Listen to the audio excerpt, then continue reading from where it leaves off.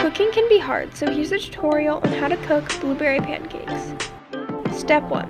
Get out all of your ingredients. Step 2. Measure out your pancake mix into a big bowl. Step 3. Measure and pour your wet ingredients into the same bowl. Step 4. Add blueberries and mix everything together.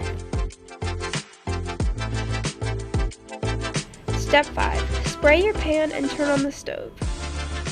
Step 6. Pour the mix onto the pan and wait until you see the batter start to bubble. Step 7.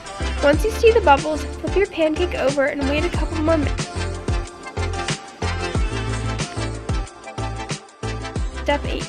Put your pancakes on a plate with maple syrup and enjoy.